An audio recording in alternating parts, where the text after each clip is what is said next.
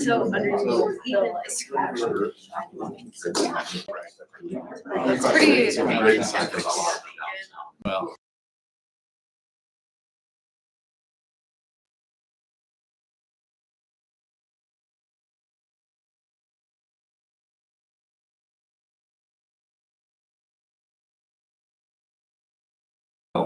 My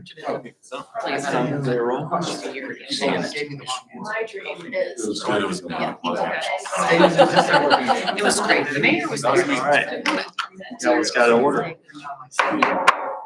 Good afternoon. My name is John Young, and I'm the vice chair of the Historic Conservation Board. I would like to take a minute to remind everyone about the rules of this proceeding. This proceeding is at all times governed by the rules of procedure adopted by the board on September 26, 2011, last amended on March 9th, 2020. A copy of the rules of procedure is available for review in the back of the room and online. All those planning to testify today, which does not include those solely making arguments, such as attorneys, should please stand now and take an oath administered by the board's attorney. Yeah, again, so anyone who's going to provide any testimony here today, if you could please just stand, raise your right hand. I need you to answer out loud. You swear or affirm that the testimony you shall provide will be the truth, the whole truth, and nothing but the truth. Yes. This is a quasi-judicial hearing. As such, the board reserves the right to deliberate in private. The Ohio rules of evidence do not apply. This hearing, however, professional rules of conduct do apply, and candor to the tribunal is required. The board members are citizen volunteers and are not paid for their service. They are treated as public officials under Ohio law. Any attempt to influence them, including but not limited to bribery, intimidation, retaliation, which may include contacting their employer in an attempt to exert influence, is punishable as a crime. All should be aware that this meeting is being recorded. Therefore, before you begin your comments, please state your name and address for the record. With that said, let's proceed with the first item. Mr. Owen. Thank you, Mr. Vice Chair. Item 1 is an application for a certificate of appropriateness and zoning relief for 650 Walnut Street, which is located in the Main Street Historic District. The property is better known as the Aronoff Center for the Arts, and it is partially located within the Main Street Historic District. You can see on the map on the screen, the Main Street Historic District primarily runs centered along Main Street and captures the buildings that are fronting on both sides of that street. The Aronoff Center does extend into the boundaries at the corner of 7th and Main. And because this is all one parcel that does cross into that district boundary, it is all treated under the conservation guidelines for the Main Street Historic District. So the applicant is proposing the installation of a new ground sign in the plaza area on the northwest corner of the property. That's at the corner of 7th and Walnut Street.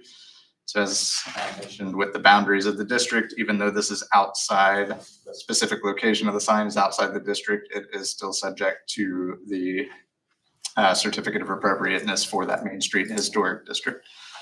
In addition to the COA, there is zoning relief that is required in the form of a dimensional variance of 35 square feet for a ground sign that is approximately 95 square feet in area, in excess of the 60 square foot limit for this district. So in the application materials, the adjudication letter initially did identify a use variance for off-site advertising for the ground sign. In consultation with the law department, it was determined that the Miami University logo and name are not considered off-site signage because it is part of a sponsor recognition for the Aronoff Center, and it is not meant to advertise the university itself, but just meant to recognize the university as a sponsor of the Art Center. So it is not considered to be off-site advertising. However, it is still considered to be a ground sign. So the size requirements for the ground sign do still apply, which is why the variance is needed. The sign itself is going to be an installation that will be in place for approximately 1 year. It is longer than our typical 6-month standard for temporary installation, so it is considered a permanent sign, but it will only be in place for 1 year. It is located, as I mentioned, on the open plaza area at the corner of Walnut and 7th Street, and this is a rendering of what that sign will appear once it's installed. There is no internal illumination proposed for the sign, and it is composed of aluminum. So it is generally an appropriate material for the district, and the lack of internal illumination also helps with meeting the conservation guidelines and also helps to justify the larger size for the variance, as it won't be a brightly lit and attractive sign that will distract nearby motorists and pedestrians. With the certificate of appropriateness, as I mentioned, the materials are appropriate. The location is also appropriate, being setback within the plaza area. And as I mentioned previously, it is outside the actual of the district. So it's with its inset location within the plaza, it won't be visible from within the boundaries of the historic district. So staff does find with the fact, considering the location is outside the boundaries, the lack of internal illumination, and the relatively short installation period of the sign, staff does find that the sign is appropriate in terms of historic conservation, and also feels that the zoning relief is justified. So with that being said, staff does recommend approval of the dimensional variance for 35 square feet for a ground sign of 95 square feet in area, and also recommends approval of the application for a certificate of appropriateness for 650 Walnut Street, with the condition that the building permits must be issued within 2 years of the decision date, or the COA shall expire. Thank you, Mr. Owen. The applicants you guys are here. Just state your name, and do you have anything that you would like to add beyond the staff report? Sure. I can lead us off. My name is Ben Yoder. I'm a partner at the law firm of Bricker Graydon, LLP. My address is 2 East Mulberry Street, Lebanon, Ohio, and I'm the outside general counsel for the Cincinnati Arts Association. Trying to keep my comments at least on the front end as brief as possible. I would just like to, number one, thank staff. Number two, thank the thankless service that you all do for free to the city of Cincinnati as well. And then just echo again Mr. Owen's comments. We're going to have 3 witnesses that will testify before you today. The first one will be Bridget Benton. She's the Chief Operating Officer for the Cincinnati Arts Association. She'll briefly go over kind of what is the Cincinnati Arts Association, the Aronoff Center, and just this space and how it's historically and otherwise been used. After Ms. Benton testifies, then we'll next have Alicia Lipton, who's Miami University's Director of Media and Public Relations. She'll then talk a little bit about Miami's side of this transaction and why this site works well from them from kind of a strategic collaboration or sponsorship mentality, and how much they have invested in the community and wanting to get and increase the awareness for all their current and alumni that are associated with the performing arts groups. And then last but not least, we'll go ahead and have John Rizzo. He's also with Miami University. He's the Director of Creative Strategy and Brand Experience. He'll be kind of the sign guy that'll explain to you, you know, what is the sign and why the sign, and frankly, what we view to be the heart of the matter, perhaps hopefully maybe a little less so the certificate of appropriateness type issue, since you literally can't see any of this from the Main Street Historic District. But getting at the heart of the matter, the main question that's before you all is, okay, why do you need 95 square feet instead of 60? So between those 3 witnesses, we thought that would put a good case forward to tell our story and explain what we're trying to accomplish. So unless there's any questions for me, I'll just go ahead and turn it over to Ms. Benton. Good afternoon. Thank you so much for your time. As Ben said, I'm Bridget Benton. I'm the Chief Operating Officer for the Cincinnati Arts Association, which is the entity that manages the Aronoff Center at 650 Walnut Street. I'd like to take the time to share a little bit of context about the impact of strategic partnerships, such as the proposed installation, as well as the considerations made in requesting this specific installation. The Cincinnati Arts Association is largely known for our facilities. So we are the stewards of the Aronoff Center for the Arts, as well as Music Hall, 2 of the most cherished cultural landmarks of the city. And when people think of our facilities, they often think of world-class talent and large Broadway shows, but our organization is so much more than that. We are connectors. We are connectors that bring the arts into schools, hospitals, neighborhoods, and the lives across greater Cincinnati. Sponsorship relationships, like the one proposed with this installation, are critical to sustaining our mission. Revenue streams such as tickets and concession sales alone are only a portion of the true cost of presenting performances, maintaining historic venues, and expanding access to the arts.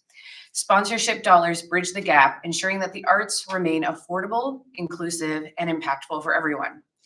A couple of examples of what these contributions directly contribute to include educational initiatives.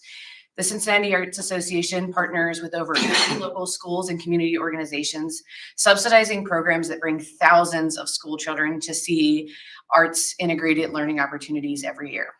We also have an arts and healing program that currently sends local artists out into 9 healthcare facilities, and this year we impacted over 11,000 patients.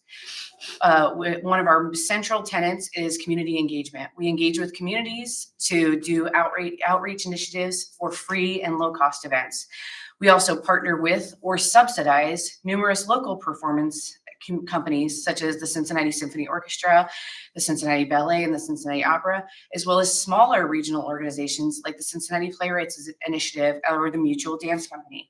Over 700,000 members of the Cincinnati community enter our facilities annually. We preserve historic spaces like Music Hall and the Aronoff Center to ensure that these venues remain vibrant gathering spaces for generations to come. And we also pride ourselves in elevating the status of the city. These venues host national and international events that bolster the cultural reputation, attract visitors, talent, and investment that fuel the economy of the city. Every dollar that's accumulated from our community partners is an investment in both the arts and in the community itself. It allows us to welcome more people through our doors, remove barriers to participation, and ensure that the transformative power of the arts continue to enrich the lives across Cincinnati. This installation is proposed to sit on the North Plaza of the Aronoff Center. This plaza is at the intersection of Walnut and 7th Street. The central corridor in the urban core is a hub for activity in and around the Aronoff Center. With the majority of our parking partners being to the north, the visibility is high for those who are interested in the arts.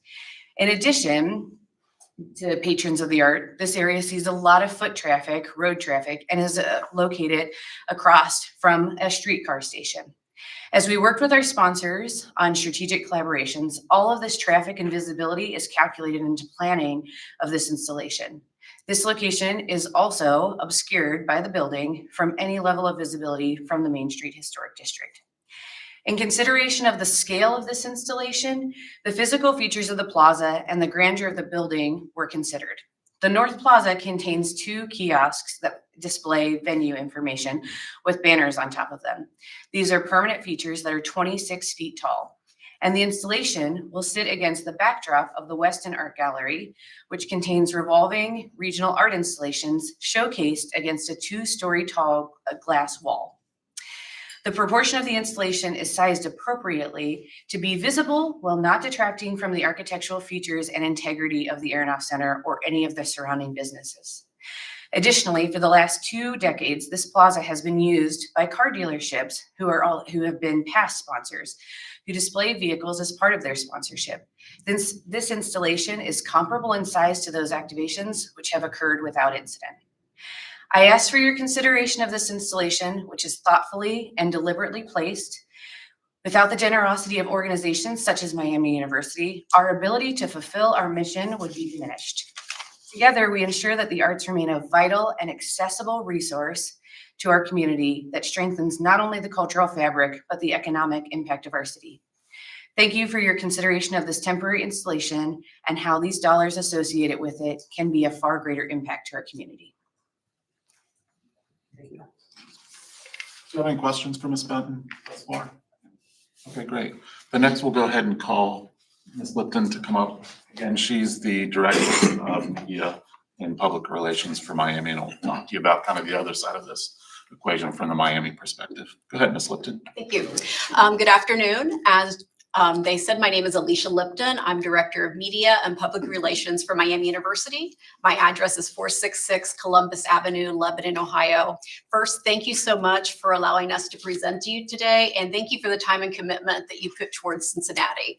Volunteer work is very difficult work, and you often don't get the kudos you deserve, so thank you.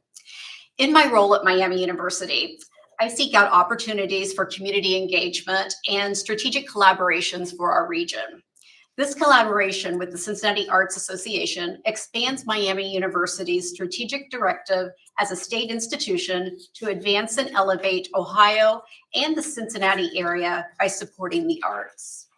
This further develops Miami University's partnership ecosystem currently existing of our collaborations with Ready Cincinnati, Cincinnati State, Cincinnati Bengals, and the Cincinnati Reds, just to name a few, as well as bolstering the understanding of Miami University's investment in the community through our downtown presence at the Center for Community Engagement at 1300 Vine Street. This sponsorship with CAA allows Miami University to promote the arts and honor the Miami University alumni who have either studied, performed, or enjoyed the arts. Our wish is that our sponsorship will engage Miami alumni to join us in this support. With around 60,000 alumni in the Cincinnati market and 15,000 in the Dayton market, this collaboration provides meaningful exposure to Cincinnati Arts Association events among our local alumni base. When our alumni attend these performances, it's going to go beyond just ticket sales. They're going to dine downtown. They're going to park downtown. There may be hotel stays downtown. The money that the alumni will spend will go a long way in helping to strengthen the local economy and help sustain jobs across the community, as well as show support to the arts. Thank you. Thank you. Any questions for Ms. Lipton? Great, thanks. The next, we'll go ahead and call Mr. Rizzo. Again, he's Miami's Director of Creative Strategy and Brand Experience to talk specifically about the sign, and obviously why we think that a size larger than the maximum 60. Hello, everyone. As mentioned, my name is John Rizzo. I'm here with Miami University. My title is Director of Creative Strategy and Brand Experience. And the part of that relevant today means that I oversee our brand and our brand perception. And that includes branded experiences. So Miami University is honored to engage in this strategic collaboration with the Cincinnati Art Association, enabling us to establish a prominent visual representation of our institution within the heart of downtown Cincinnati. As the third ranked most beautiful college campus in the US, it is our aspiration to share a meaningful and accessible element of that experience with the greater Cincinnati community, as well as symbolize Miami's enduring commitment to Southwest Ohio. In evaluating the environmental considerations of the site, Miami University drew upon its previous experiences with similar three-dimensional beveled M's constructed for use on our Oxford campus. Those prior made M's, each approximately 6 feet in height, often appear visually understated when juxtaposed with larger groups or substantial architectural elements. Accordingly, we conceived this piece to have a greater visual presence, one that is visually fit for the space, as well as its role in alumni and community engagement. The art piece has been engineered for both durability and safety. The piece is a sturdy 2-inch aluminum tube welded structure that is covered with 1/4 inch and 1/8 inch aluminum sheeting. All the sheeting has been welded, sanded, and filed smooth before being primed, painted, and gloss coated for weather resistance. The piece that you see on the TV is vented. It will be elevated using thick rubber leveling pads that will both distribute the weight evenly and prevent damage to the underlying pavers. We will also have additional weight applied through the use of internal sandbags to ensure that this structure remains stable. It is important to note that this piece does not have any of Miami's standard calls to action. I also oversee our admissions marketing, and we purposefully did not include any of our standard admissions verbiage, such as apply now. And instead, we focused on the logo, the beautiful campus imagery, and our commitment to carbon neutrality on the back. This art piece is a heartfelt connection to Miami University alumni, past, present, and future. And I have an example of our structure for the aluminum should you need it.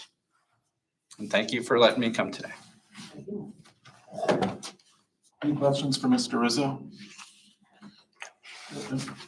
Okay. Thank you, Mr. Rizzo. And just in closing, and is it possible, Mr. Owen, do you have page 2 of your report, that image of the plaza without the sign there? Yeah, I think that's a great image to go off of. So obviously, we're here to talk about two things. There's a certificate of appropriateness, number one, hence why this board has jurisdiction. And then we're also here to talk about the dimensional variance. Again, this isn't the use variance that was originally contemplated here, because as you had heard from Mr. Rizzo, this is not designed to evoke a message to where then they will call Miami and go there. It's much more an art installation piece. I mean, frankly, I've been doing Cincinnati arts work for probably, I think, 17 or 18 years. Typically, there's been those, if everybody remembers, there's a car or oftentimes two cars that have been there for literally decades from various dealerships that has been kind of sponsorship-based advertisement. I think when you combine those vehicles together, I'm pretty positive the square footage works out to comparable, if not greater, than what this Miami UM would be. So when you look at that space from the certificate of appropriateness, you heard obviously from Mr. Owen, likewise from our witnesses, that this is at 7th and Main. You can see it's literally tucked in that little alcove. On the left side of that screen, as you look down, that's where you're gonna come to Main Street. So quite literally, you won't be able to see it whatsoever. So under the certificate of appropriateness guidelines, there's really the two standards that are there. There's one which is that it complies substantially with the guidelines for the historic district that it's involved. And if and only if it does not, then you go into kind of looking at kind of, okay, let's talk about the economic hardship of the things that are involved here. And as staff has stated, they believe that this does comply with the guidelines in part because obviously it's not lit, but literally in part because you can't see anything of it whatsoever tucked in that alcove as it relates to that Main Street Historic District. So we thank staff and agree with staff that we do think that we comply with that from the historic regulations perspective. I think the other one to think through, where obviously this board has dual jurisdiction, is about that dimensional variance. And the standards for the dimensional variance are really kind of two-part. It's, kind of boiling it down, it's the uniqueness or the special conditions that exist as to why the variance is justified here versus, for say, just anyone that might be in that district. Here, I think that's what does a really great job of selling the case for it. You heard some testimony about that space being kind of large and grand, and that it needs on balance to have a space or a art installation that would be not necessarily large and grand, but befitting of the area that it's in. You heard testimony that there's those two kiosks. You can see them in there. I know it's kind of I forget what that is, panoramic shot there. But you can see, yeah, thanks for that. I appreciate that, Mr. Owen. Those two kiosks, and those sit with those flags on each side, 26 feet tall. So that's one of the things that you heard and why, we're trying to get it balanced with that. And then tucked behind it, you obviously have the Weston Art Gallery that's there as well. And 2 stories, 3 stories almost there, if you will, of glass. So the thought is, just like those cars were sat in there, that's why I didn't, not in a bad way, but I didn't love the other picture because it really makes that M look prominent front and center, like, when in reality, I think it's going to fit in there very appropriately and do well there. So that's kind of the special uniqueness that we think as to why we, met the first of those 2 standards for dimensional variance. And then the second standard obviously deals with that the property owner will suffer economic hardship if the certificate of appropriateness is not approved. Oftentimes people, myself included, naively so, when first working with Cincinnati Arts Association, think that, oh, it's Broadway across America. We make lots of money. We're rolling in the dough. Isn't this great? You have this great facility that's state-owned, by the way. For those that didn't, we have a long-term lease to it. But we're a not-for-profit, just like any other not-for-profit. And sponsorships like these really matter. This is what allows us to do all the different things that Ms. Benton talked about. So it's not just a way to make a buck, and we'd be fine without it. It will be legitimately, we wouldn't be able to do things like this if we don't have great sponsorships and arrangements with key folks like Miami. So with that said, I think that we've met the standards. We're pretty confident that we have both as to the certificate of appropriateness as well as for the variance. And we just respectfully request that, as has staff has recommended as well, that you would grant our certificate of appropriateness and variance request. Thank you, Mr. Yoder. Does the board have any questions for the applicant or staff this time? Hearing none, I have nobody else signed up except there's a Steve Caroli that was crossed out. Do you want to say anything or? No, I don't need to say anything. Thank you very much. Barring that, Chair will entertain a motion. Mr. Chairman, I'd like to make a motion to approve the zoning relief and the certificate of appropriateness is laid out by. Second. All right, Chair will call the roll. Ms. Smith Dobbins? Aye. Mr. Sunderman? Aye. And the chair votes aye. Thank you very much. We really appreciate it. Good luck. Good luck, guys. All right. No illumination. Nobody likes lit signs. We understand. All right, we'll move on to item number 2. Mr. Owen? Thank you, Mr. Vice Chair. Item 2 is an application for a certificate of appropriateness for 1320 Ray Street. And I will start off with this presentation with an apology. I had inadvertently, when I put the packet together, I included the plans for the item 3 twice instead of including the plans for 1320 Ray Street. So I apologize. That was my mistake. I did print out hard copies of the plans prior to the meeting and put those on your desk so you have the full set of plans that was submitted by the applicant in front of you. If you need to refer to those, I also have them here on the screen so I can go through those as well. So essentially 1320 Ray Street, this is an application for a certificate of appropriateness. The application is proposing the renovation of the building for 4 short-term rental units and 1 long-term rental unit for a total of 5 units within the building. And they also propose to include a new rooftop deck and a stair penthouse and elevator penthouse that will access that roof deck. In addition to that, there's a small light well on the north facade of the building that they do plan on building in addition to infill that light well that will allow for better circulation between the new units that are being placed in the building. So the primary alterations to the building are with the roof deck and the access penthouse.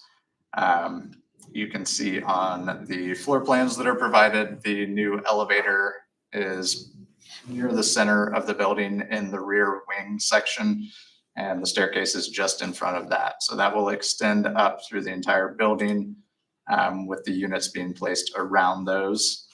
And then when you get to the rooftop deck, you have the elevator extending up here for access to that deck along with the staircase. So these 2 structures will be enclosed and will extend above the existing roof. The roof deck itself is set back just over 12.5 feet from the front edge of that building.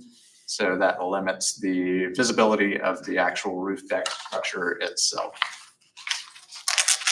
See on the plans, the roof deck, the railing will be a simple metal railing. Again, set back significantly from the front facade, and the enclosure for the staircase and the elevator will be set back beyond that roof deck. They will both be clad in fiber cement cladding, panels on the roof or on the staircase enclosure, and lap siding on the elevator enclosure that extends up above that. So see on the sightline drawing, the structures are fairly substantial. The elevator penthouse does extend up quite far on the existing building, but considering its placement on the building set back towards the center, you can see with the sightline drawing from the opposite sidewalk on Ray Street that that structure will not be visible in any way when viewed from directly across the street. As this is adjacent to Washington Park on the other side of Ray Street, as you get further back with such a large open space, eventually there will be some views that are available to that structure, but that will not happen until you are a significant distance into the park. You can see from the drawings, view 1 is just inside the park. There's nothing visible there. View 2 is where you start to get the a glimpse of that, and that is within the oval section within Washington Park. And you can see just barely that is visible poking up above that cornice line. There aren't more substantial views until you get towards the center of that oval. And again, once you are that far away, it is not a significant presence on the streetscape. So staff does not have major concerns with the height of those proposed extensions. So while they do seem fairly large when looking at just the elevation view, the scale of the building and the surrounding area will help to disguise those structures. They will also not be visible when you're viewing the building along Ray Street from the north or the south. There will be just a very minor view that is available from Republic Street, and that is because of the vacant lot that's on Republic. So staff would not consider that to be a principal view of the building, so does not have major concerns with that. It is a significant distance away as well, well beyond the 40 feet that the guidelines mention.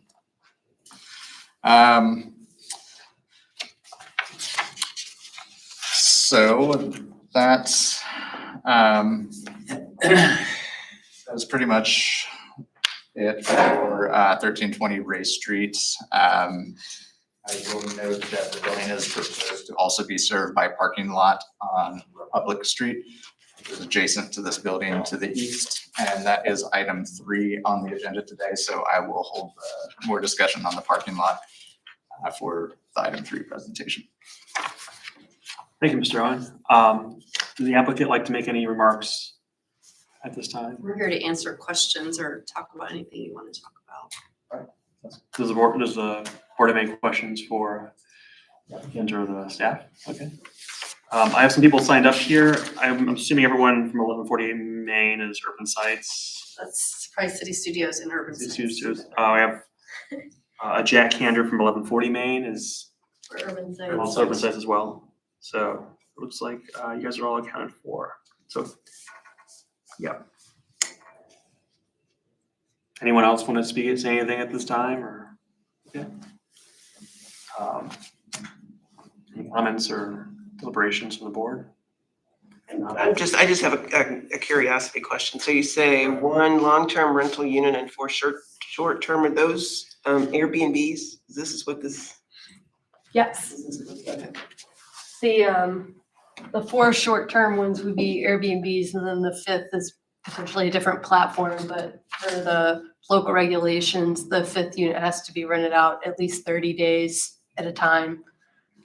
So it may not be an Airbnb per se. We may rent it out through a different platform. Can you get your name, please, for the record? Sorry, my name is Claire Healy, Director of Development for Urban Sites, 1140 Main Street. Thank you very much.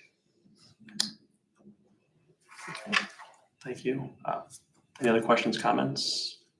If not, the board chair will entertain a motion. Sorry. Mr. Vice Chair, I'd like to make a motion that we approve the certificate of appropriateness for 1320 Ray Street as laid out by staff. Motion, do we have a second? Second. All right, call the roll. Ms. Smith Dobbins? Aye. Mr. Sunderman? Aye. And the chair votes aye. That is approved. Thank you very much. We'll see you for the next round. Yeah, I'll sit here and see if you need me. Mr. Owen, you go ahead with number 3. Sure, thank you, Mr. Chair. Item 3 is an application for a certificate of appropriateness and zoning relief for 1321 Republic Street. As mentioned previously, this is an existing vacant lot on Republic Street that is adjacent and abutting to the property at 1320 Ray Street. So the applicant is applying for a certificate of appropriateness as well as several forms of zoning relief to allow this to be used as a surface parking lot for 4 tandem parked vehicles that would serve the redevelopment of 1320 Ray Street. So this parking lot for 4 spaces would be dedicated to 1320 Ray Street. In addition to the certificate of appropriateness, The zoning relief that's required for a parking lot at this site includes the conditional use approval for the parking lot in general. Also includes a dimensional variance of 5 feet for a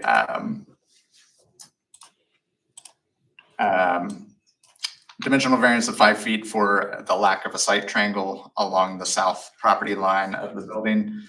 A special exception is required to eliminate the 5-foot perimeter landscaping that would be required along Republic Street. There's another special exception to eliminate the required 3-foot perimeter landscape buffer along the interior side property lines. And then finally, a third special exception is required to eliminate the tree planting that is required within the 5-foot landscape buffer along Republic Street. So there is a significant amount of zoning relief that's related to this proposal. However, this is a difficult lot to develop. It is a very small lot at about 1,200 square feet. It certainly would be possible to build new infill development on this property. However, it has been sitting vacant for many years. It is currently in dilapidated condition. The lot is primarily just grass and a 6-foot chain link fence that stretches across the width of the lot. So because that 6-foot fence is set back from the front of the building, the open space in front is often used illegally for parking vehicles as it is. And if 6-foot chain link fence were not there, it would likely be utilized more for that existing illegal parking situation. So staff has wrestled with this project and the recommendation on this just because the dimensions of the lot itself essentially ensure that it cannot fully meet the zoning requirements or the certificate of appropriateness requirements. So typically with surface parking lots in the Over the Rhine district, we would like to see screening along the street frontages that would help to block the view of the cars from passing pedestrians and vehicles to help maintain the integrity of the district and not have it broken up by vacant lots with surface parking. However, being only 20 feet wide, managing this as a single entry parking lot would be difficult if screening and fencing were provided on half the lot. You would really not have a viable lot for turning. You would still need to back in and out of the lot. There's no space for maneuverability with only 20 feet of width. So really the only solution if you want more than 1 or 2 tandem spaces would be to have the entire lot be paved for parking without the required screening along the street frontage or the landscaping strips along the interior lots. So with this particular lot being only 20 feet wide, it does sort of blend into the background when you're looking at the overall streetscape of the building. There are not a lot of breaks in the streetscape along this side of the block face. Some do exist, like you can see on the upper image here. This leads to a parking lot that's in the rear of the area. There's also a plaza area further to the south on Republic. But when you're looking at the streetscape overall, this is the vacant lot that's in question in the center of this image, which is really, as far as the streetscape view is concerned, the vacant lot is not a significant to the overall aesthetics of the district. So in staff's opinion, even without landscaping and screening along the Republic frontage, making this into a surface parking lot would not have a significant adverse impact on the surrounding district. Staff has worked with the applicant on this with some minor refinements to the design, mainly including the surfacing material of the lot. It was originally proposed to be concrete or asphalt surfacing. And the applicant has gone back and revised that plan with scored pavement. The images you see here, this is actually, I apologize again, this is an outdated version.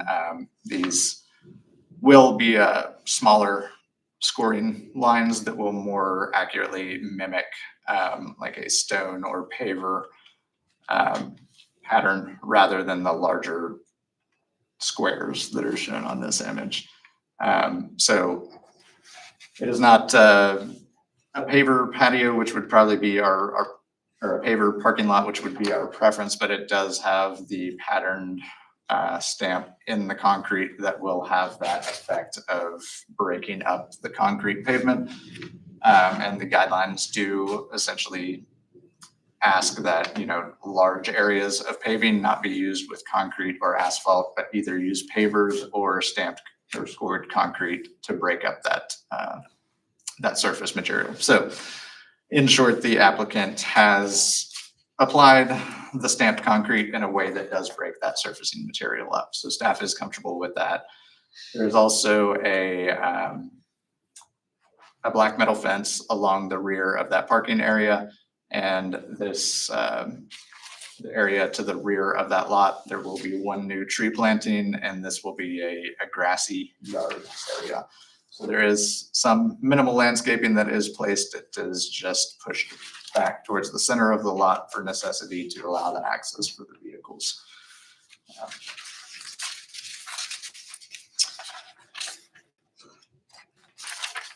So with that being said, staff does recommend the Historic Conservation Board take the following actions based on plans by City Studios Architecture dated 8/7/2025. Approve the conditional use for parking facilities. Approve the dimensional variance of 5 feet to eliminate the site triangle required at the driveway entry. Approve a special exception to eliminate the 5-foot perimeter landscape buffer along Republic Street. Approve the special exception to eliminate the required 3-foot perimeter landscaping buffer along the interior side property lines. Approve a special exception to eliminate the required tree planting within the 5-foot landscape buffer along Republic Street. And also approve the certificate of appropriateness for 1321 Republic Street with the following condition: that the building permits must be issued within 2 years of the decision date or the CDA shall expire. Thank you, Mr. Owen. Do the applicants have anything to add to this item? Here, if you have questions. Thank you very much. Does the board have any questions? I have a question. How does that 4 proposed parking spots work? So do I need to, Claire Healy, Director of Development for Urban Sites, 1140 Main Street. So the idea is that since it's tied to those Airbnb units that, and those Airbnb units are like 3-bedroom units, they're very large. So you'd have likely multiple cars. So our thought is that typically a tandem parking space would not be very beneficial, right? With someone blocking somebody else in. But in this case, because people will be traveling in groups, it becomes more, you know, makes more sense to lay it out to max, so that we can maximize the number of cars that we're able to fit in here in this small space. So the idea is like, you know, 2 cars would be with one unit and then 2 cars would be with another unit. Our view is that as many parking spaces, this wouldn't necessarily give everybody that's staying at the building a place to park, but to the extent that we can provide something, that is better than nothing in terms of helping the guests. I understand maximizing the parking spaces. When you advertise these Airbnbs, are you going to say parking available? Mm-hmm. And you have 4 Airbnbs in this building, Yes, and then you have 1 long-term. yes. So So you have 5 units. yes. So like I said, will not account for all of the parking for the units that we can't accommodate here. We can make alternative arrangements for those. For example, you know, purchase a parking pass at Washington Park or something like that, or, you know, help them identify the other parking options available. At the lot behind 1325 Republic there in the top of the building, that blank white space you see, that is a parking lot, and we have the rights to one parking space in that area. So we can provide, for example, for the longer term unit, that person could park their car in that space. So it's certainly patchwork and pieced together. Well, I'm wondering if I'm parked and there's somebody behind me, or two cars behind me, do I have to go run around knocking on doors to see whose car it is? No, that's what I'm saying. We will, like, each lane would be for one unit. So one unit, we could say, unit one, you can park in these two spaces right here in a Oh, row, okay. so that they're not blocking anybody else in. There's signage. So there everywhere. would, out of the 5 units that are in there, only 2 will actually have parking. In this location, yes. Okay, but it's advertised as with parking? Yes, for those units that are in the space, we will spell out the specific parking that is available. And I would assume you have agreements with Washington Park and others to kind of delegate the rest of the spaces. We do not at this point, but we, to the extent we can provide and control parking, it's certainly a benefit that people are looking for. If we're unable to provide parking of our own, we will look into other options. People certainly prefer to have parking that is as close to their place they're staying as possible, and that is as easy to navigate as possible. So for us to say, you can park right here and then walk through this gate to your unit, that's very attractive. Any other questions from the board? Mr. Owen, you said the parking pad would be concrete pavers, or the concrete would be scored? Yeah, it's Does stamped that need to be written in in. the zoning relief? So that was on, I apologize that I was a little disjointed on this one, apparently. We do have the most recent. I have it. in the packet. The most recent drawing did have the updated.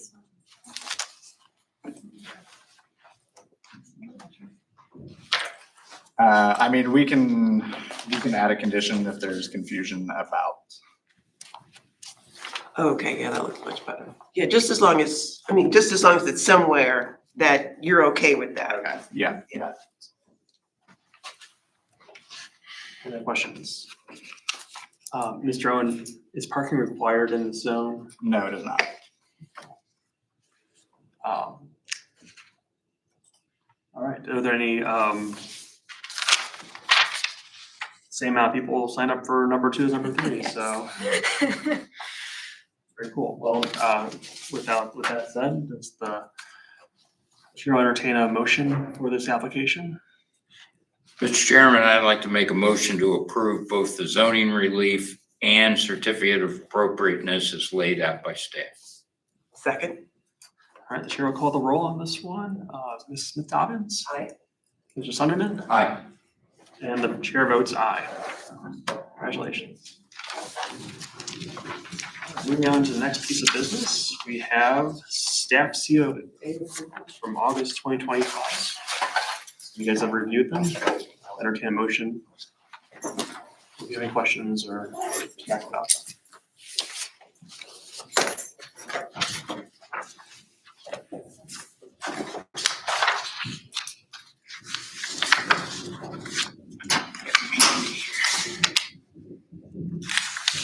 Anybody want to make a motion for the? Did you make it? You got it there? Yeah, I've got it there. I had a question about one, but I can't Okay. find it now and I didn't write it down.